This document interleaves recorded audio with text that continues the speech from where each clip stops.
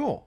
What have you got for us this week, Zach? Yes, so let's talk about world building. Let us. World building. World. So, obviously, Harry Potter, we were very impressed with the detail of the world coming to life, bringing the wizarding world to life in an immersive thing like a video game, in a way that really, has been done a little bit before, but not to this extent, So the first thing I want to ask is, why do we care? About world building? Why do we care? It's a weird thing, if you think about it. Like, well, I want to make this fictional reality that has believable set of rules, not realistic set of rules, believable set of rules, consistent set of rules, these things that everything abides by. And that's why we always feel so cheated. Like if, one of the big twists or something is like to go, well, and then I'm going to do this huge thing that we never kind of set up for you in the world. There's unprecedented until now, versus like, something like the end of Wheel of Time, no spoilers, don't worry, where you realize what happened. You're like, because all the pieces were there, and like you could have reached that conclusion. It's like a mystery, Why do we care? I think, I don't know. I have not thought about this too much. We sort of forgot about the topic until earlier today, but I do wonder if it has to do with just sort of sensibilities of so much of modern entertainment. So many people play video games, and I would not have thought about world building the way it is today without video games. Like, does Lord of the Rings take as much time as some modern, young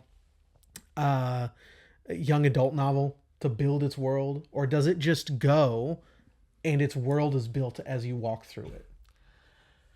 It has 2 heavy exposition chapters, but the rest is kind of built as you walk through it.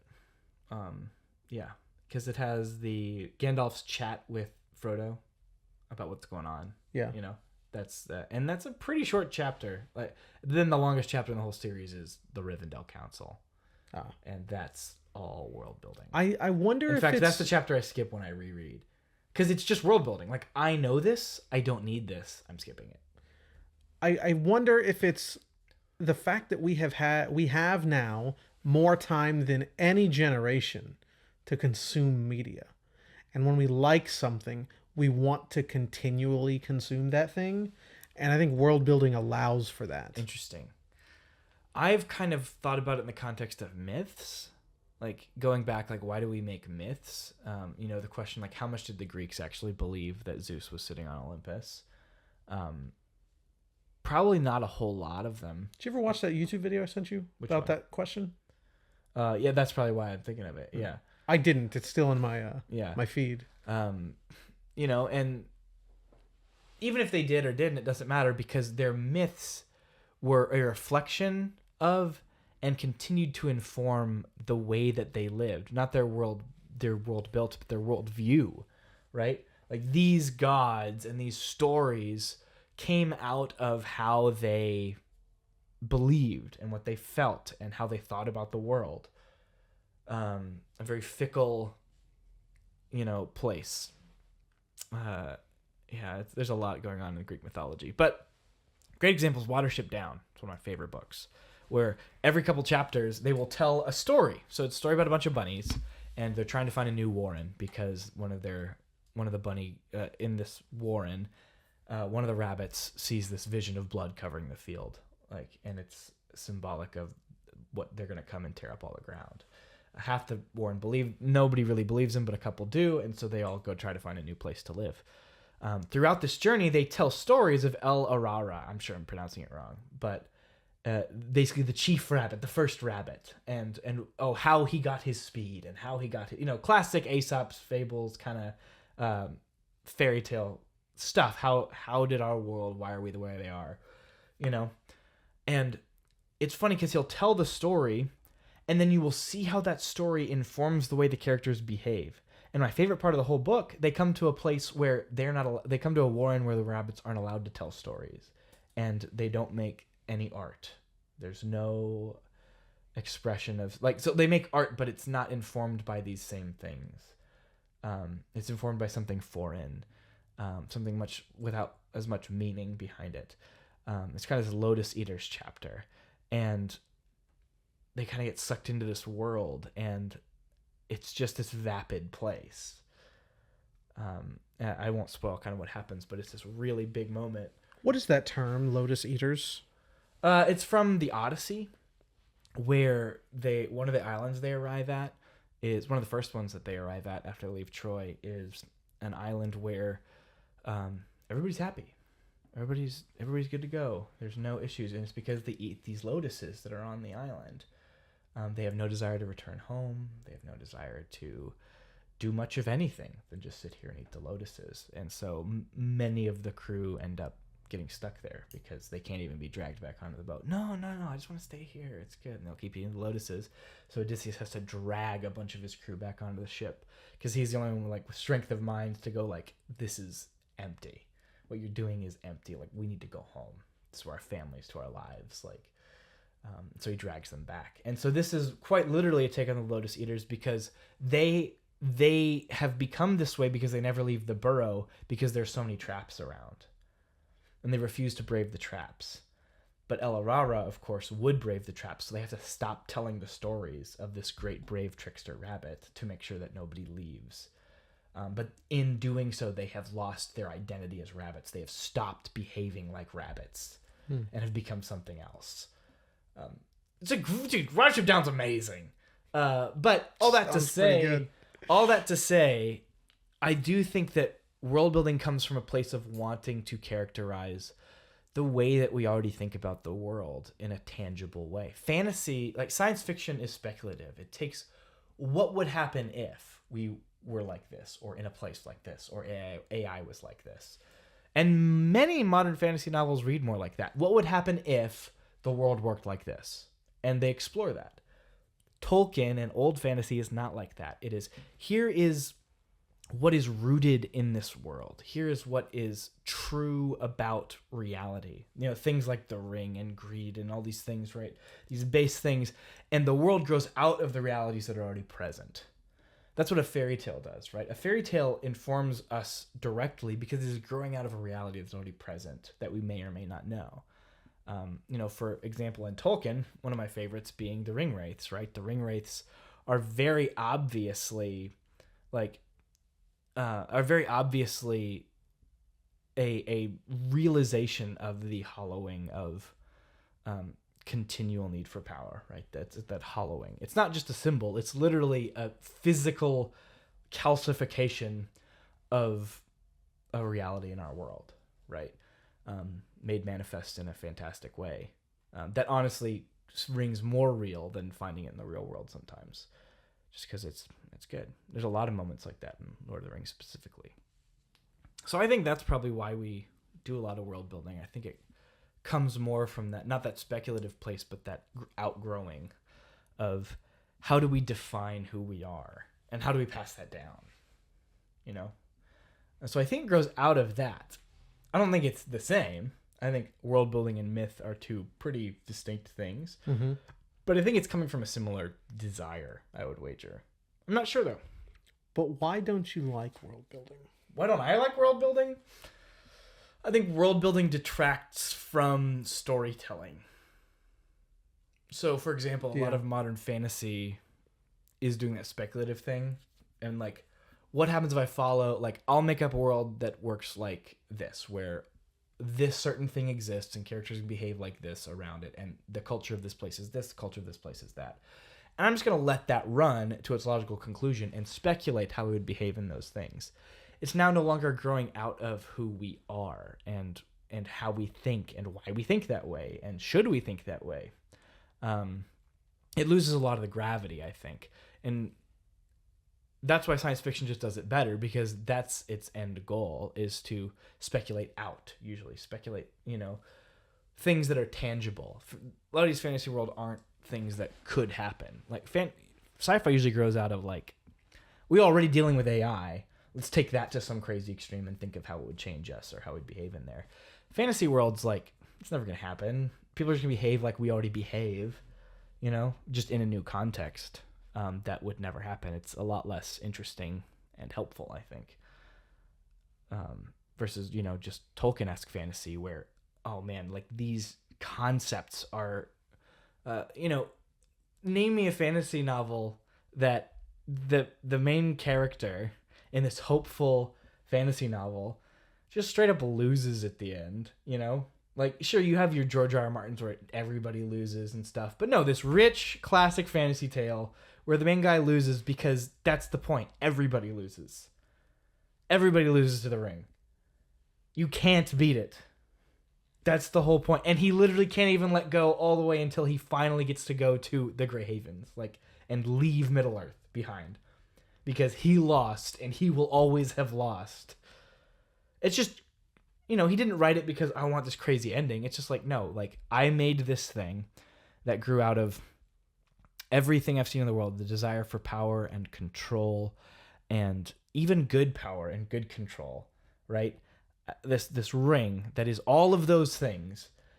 Can I realistically make any character give it up? Even one who grew up in the Shire and who loves the Shire and who's the purest of the pure, who was the right choice to take the ring. I think the books do a way better job of showing. Frodo is Sam is not ready yet when he's in Rivendell to take the ring. He's ready by the end, but he's not ready yet. And so Frodo takes this thing, and even the perfect, pure, I only desire a simple, humble life, can't let it go. Oh, don't you love in the movie? I've not read the books. The movies are so great, though. They're incredible, dude. Dude, when everyone's there arguing, and Frodo's like, I'll take it. I'll take the ring to Mordor. Only Gandalf. Gandalf. The look of disappointment, but also the realization that nobody else. He's right. It. Yeah, nobody else. He's the only one. And that look on Gandalf, dude, he's so good. I love Gandalf so much, and dude. you can always tell. You can always tell when someone comes from kind of this older school idea of thinking fantasy and new school. Because I can't tell you how many times on Reddit I've seen questions on Tolkien forums going, oh, but why didn't Gandalf take the ring? He could have done this, this, and this, and speculating it out. And why what was Gollum's mother's name? And all these really bizarre, obscure left field questions, and to fill out the world more. And you can tell that they're missing the point, right? They're missing the point. They're like, well, Gandalf could have just taken the ring and used it and been okay because he's Gandalf and he's good. It's that's the whole point, is you're not supposed to wield power over others. That's the heart of the problem, and you're just going to perpetuate the problem. So it sounds like, I largely agree with you. You might be saying that world building is pretty shallow. Yeah, that's what I would say. I think that what happens is people become, and this is, you can see Nerdwriter has a great video on this where he talks about Viraconium. This M. John Harrison writes a book called Viraconium, where he explicitly builds this little world for this story and then continues / restarts the story in a totally different context and world, because he's trying to shatter the reader's unity of the world in their mind so they can engage with the story. He says, if you people who are asking these questions of, oh, what's the date of Jon Stark's birthday, and trying to fill out the world in their head, he says, the author either has not left them enough room, or they have been trained to ask for the author to fill in those gaps for them, losing their participation in the story.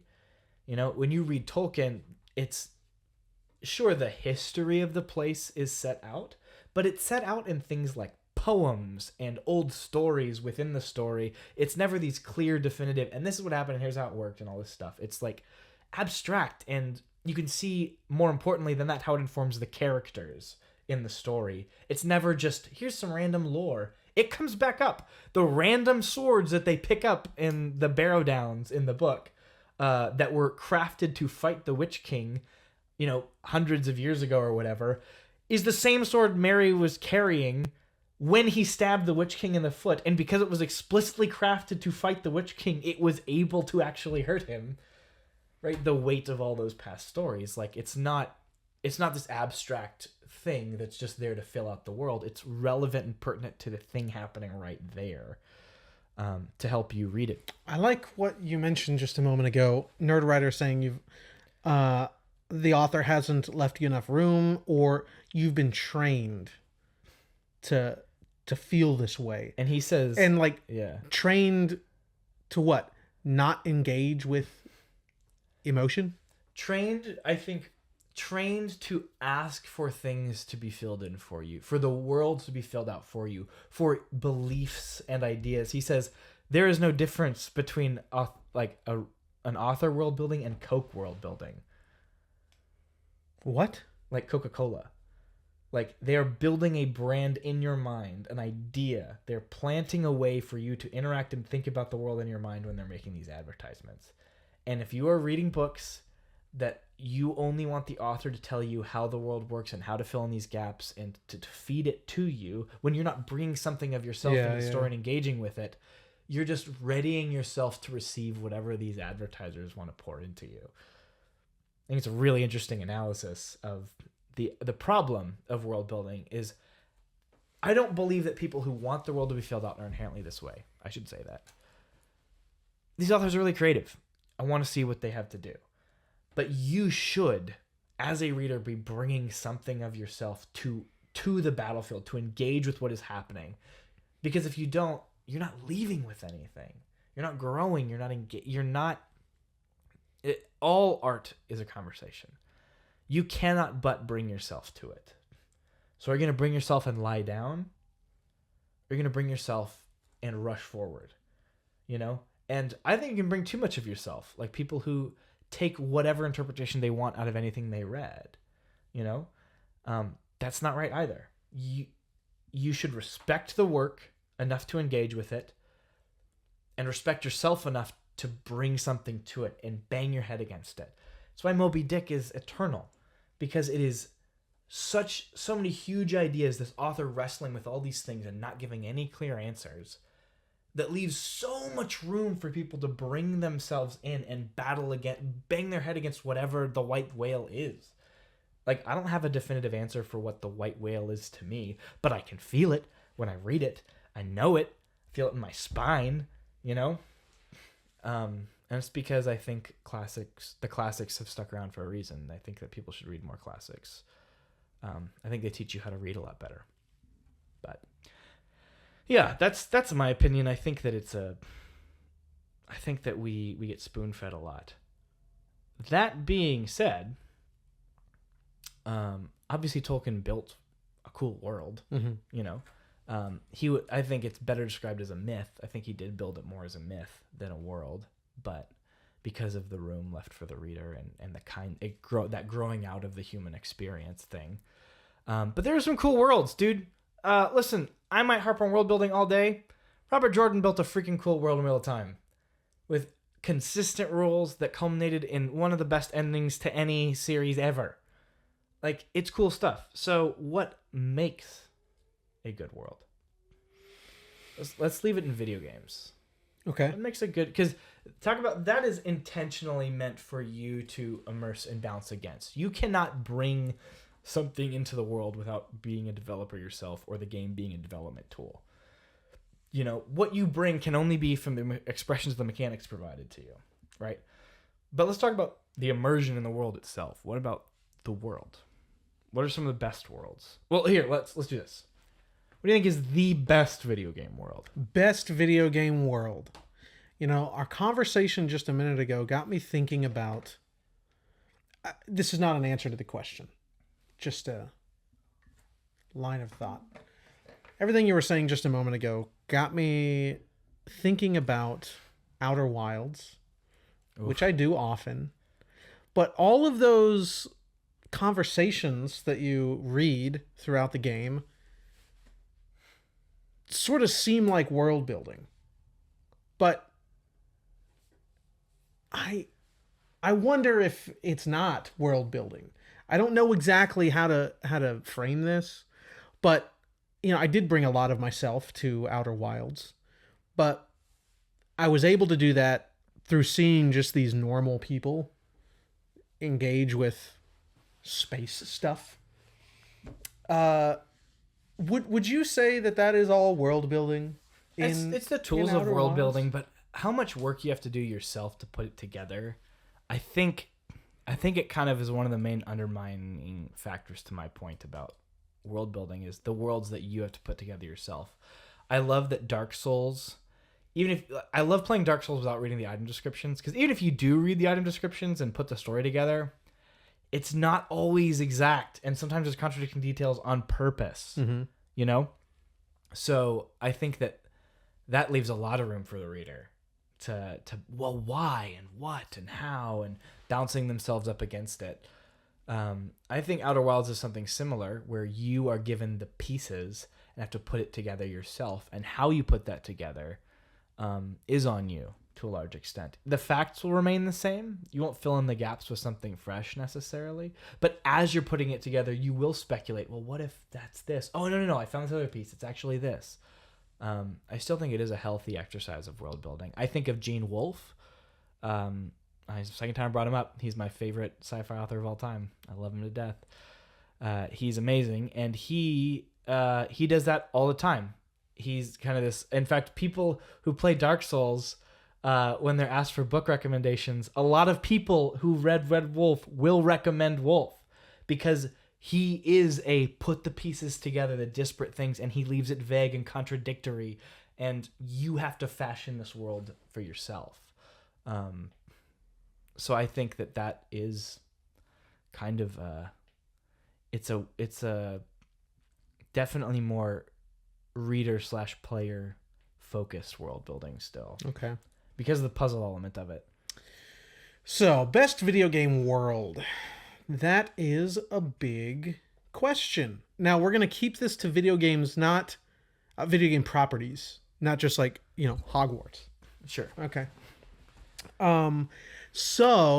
I mean, that implementation of Hogwarts is very strong. Is pretty awesome.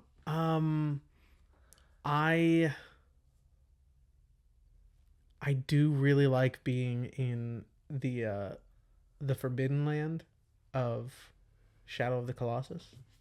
The whole space has a purpose, and each space within that space, towers of meaning without definition. Yeah, there's something awesome about being there. It's brilliant. That's up good there answer. for me. I think Hollow Nest. I really love Hollow Nest, dude. I think Red Dead 2 and The Witcher 3 obviously need the nods. Mm-hmm. What they do for world building that's different than a lot of games is they fill out the spaces. So like the way The Witcher fills it out is with its characters. You have a couple core anchored characters that you kind of get pulled along with throughout this story, and even the minor characters, there's a story happening everywhere, and if you're looking for it, like, you just want more of what is being told to you. Every side quest has depth and relates to the central theme of the game. It's really good. Red Dead just is full of so many things, like so life, many things, and you can like that robot. I want to like the Iron Giant is in that game somewhere. Yeah, I want to. There's explore a ghost. You can encounter a ghost. Like, I mean, it's not just full of things to do. It is full of crazy, unique encounters all throughout that world. And you have to live in it. You have to inhabit it. You have to wash your horse and do all the things. Like, it grounds you in it. It uses its mechanics to make sure that you're hooked.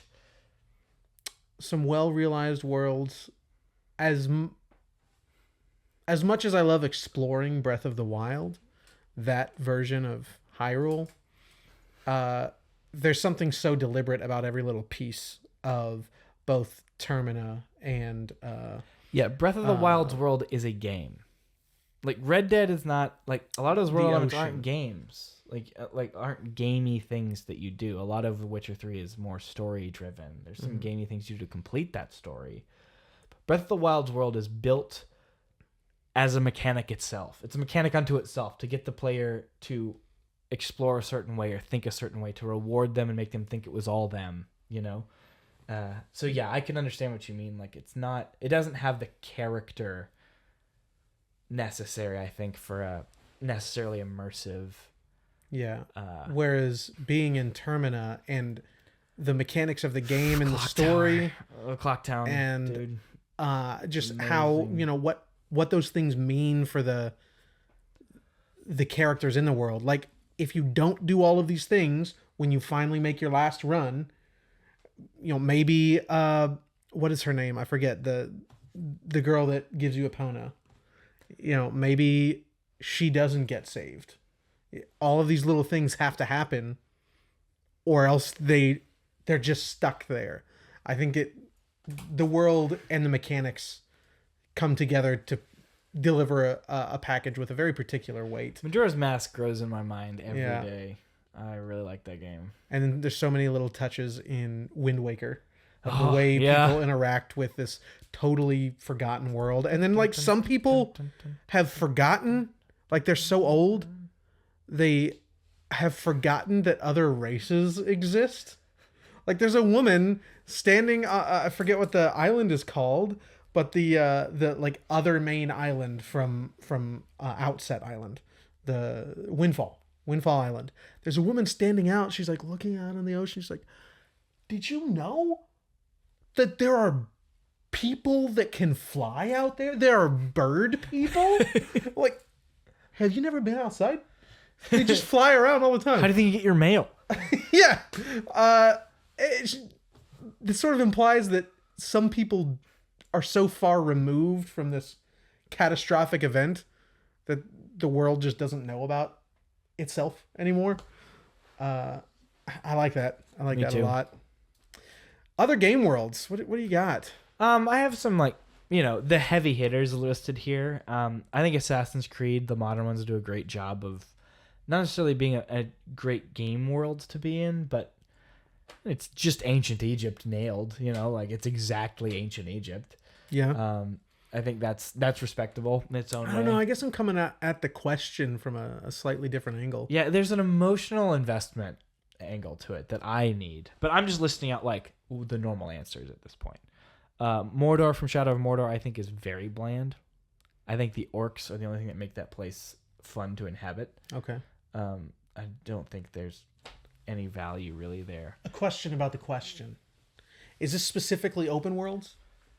Are you I'm asking? trying to go, like, you know, keep it with the theme of, like, Harry Potter, where, like, the open world has to be... Is Rain World an open world? Yeah, but it doesn't Doesn't quite fit here? the All right, bill, all right, you all know? right.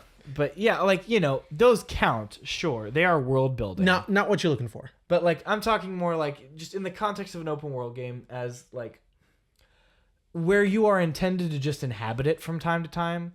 Rain World, you're always exploring, you're always doing something. Like, you know, open world games, sometimes you're just wandering. Mm-hmm. Like, you're meant to just inhabit this place in a sense. Red Dead 2, you literally have to inhabit the place. Yeah.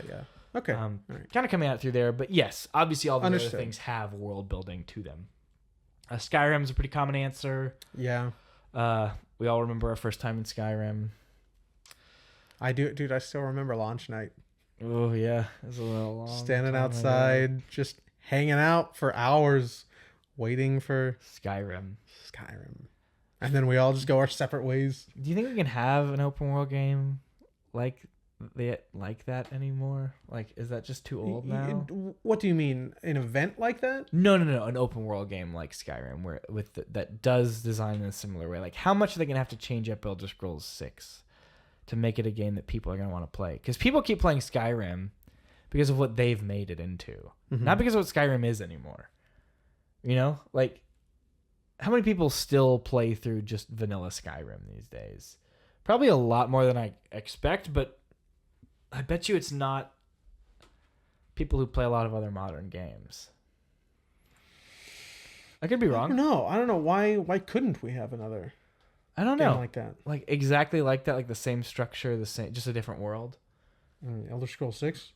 That's what I mean. Like, is Elder Scrolls 6 just gonna be Skyrim pasted onto another world? Or, like, I don't know if I'd play that game.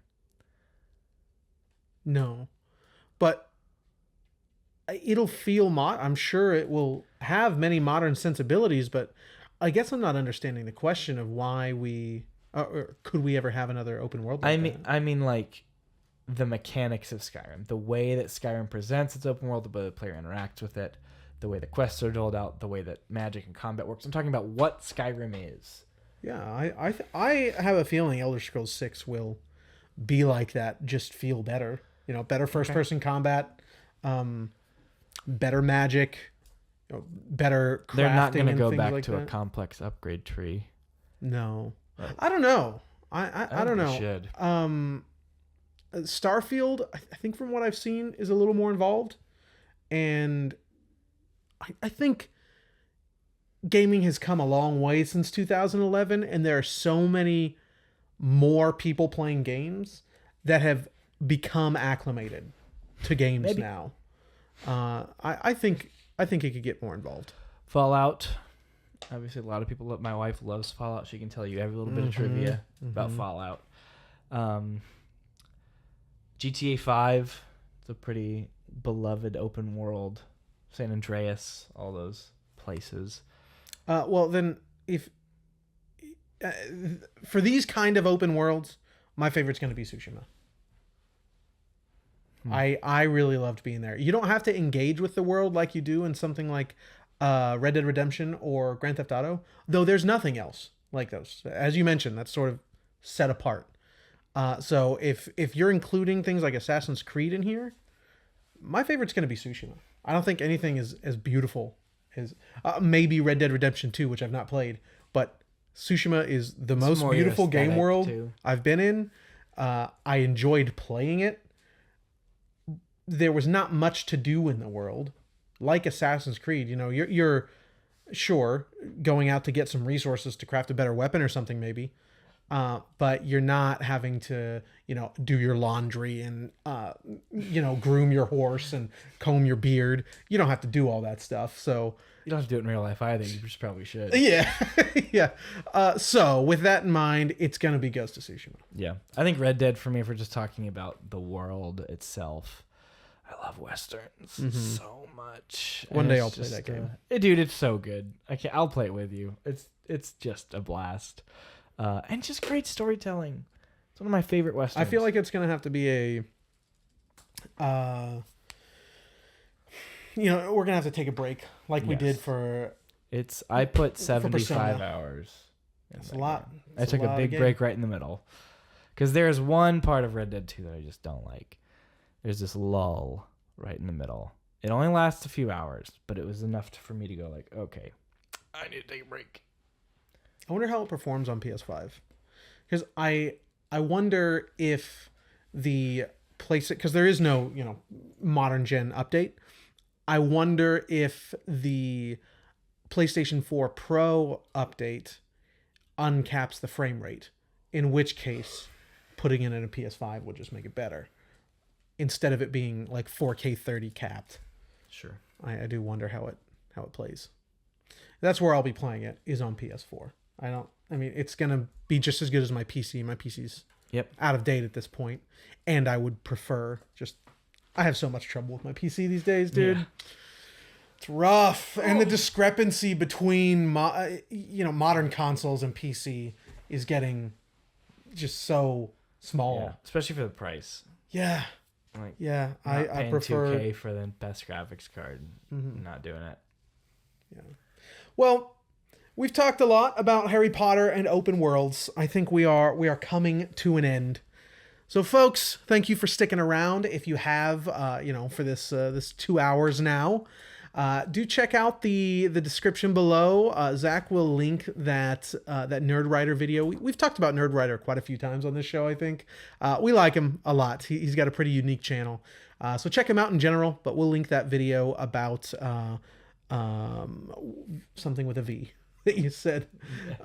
It's just a world building video. Okay. But Vera Conan. I'm going to watch it. I've not seen that one yet. But also find in the description a link to our Discord page, our Discord server, rather. Come chat about games. Come chat about, just open world games that you like. Give us some recommendations of interesting worlds to explore. And just generally come hang out. You won't be disappointed. Come talk about Gungrave. It'll be a good time. And that's a Glad Rack promise. Folks, don't forget to share what you love with who you love. And we'll see you next time.